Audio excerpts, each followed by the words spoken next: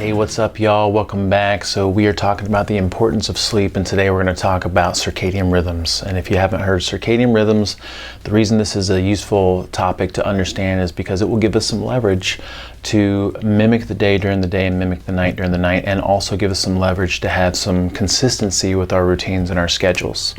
So a circadian rhythm, if you're not familiar with it, it's approximately a 24-hour cycle that every living organism on the planet is associated with.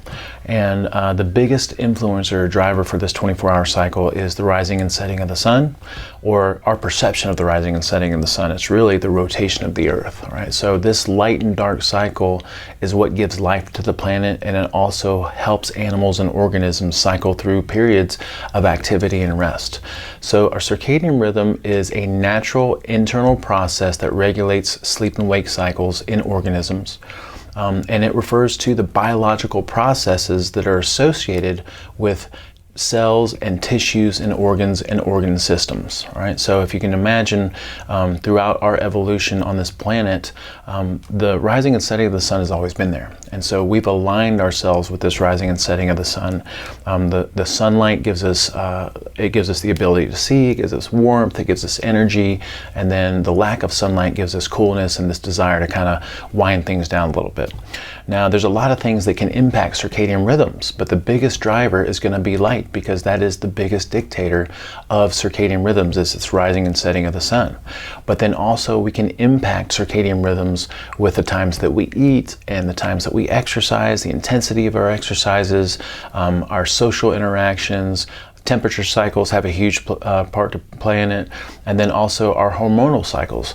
So using temperature as an example, so the sunlight gives us warmth, and it gives us this signal of movement and activity, and coolness gives us a signal of rest and recuperation. And so if we mimic that in our living situation to try to mirror what's happening during the day, even if we're not exposed to the elements, that will help us impact circadian rhythms in a positive direction. If we can have our meals at approximately the same time and try to align that with what's most optimal for this functioning body, that will help us impact circadian rhythms. And even like our exercise times, if we're consistent with it, that would be extremely beneficial. All right, so there's a lot of things that impact it, but light is going to be one of the biggest drivers. And I think it's interesting to look at the intensity of light from different sources. And so this is what we call a lux or a lumen. Actually, a lux, I think, is a lumen per square meter or something like that, but lux is an intensity of brightness, okay? So during the day, we're experiencing, on full daylight, not an overcast day, we're experiencing about 25,000 to 100,000 lux. All right, so that is the signal of brightness intensity that we need to set our circadian rhythms in a positive direction if we're using light as our biggest driver. And then in the evening, from an evolutionary standpoint, the brightness that we would experience from a moon is going to be about 1 lux, a full moon. And you'll notice if you're outside, if you're out camping or something and you have a full moon lit night, you pretty much don't need any other lighting to make your way around, right? So, but that's 1 lux compared to 25,000 to 100,000 lux, right? There's such a huge difference there. And we can see right here from this little graphic that a lot of the light that we're exposed to during the day is not bright enough to give us that strong signal of a daytime brightness. And also in the evening, a lot of us are exposed to technology that is brighter than that 1 lux. And so right here we can start to see how we're sending the body these confusing signals. So we talked a little bit about how hormones impact circadian rhythms, and also circadian rhythms impact hormones. All right, so if I have really well set circadian rhythms, ideally, I wake up in the morning and I have my strongest cortisol spike of the day, because that is synonymous with my body trying to mobilize and create energy to get the day going.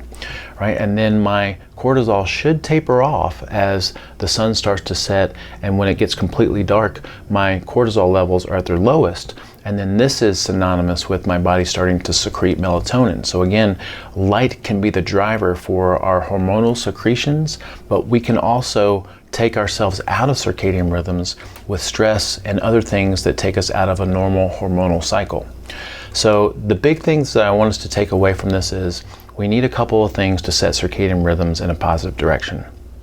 Number one, we need consistency with our schedule. This equals entrainment, meaning that I can train my body to be on a certain rhythm and a certain clock based on my different activities, my wake cycle, my wake times, my going to bed time, my feeding cycles, my exercise routine, my social interactions. A lot of things can help kind of entrain my body to expect a certain rhythm and a certain time frequency for activity and rest.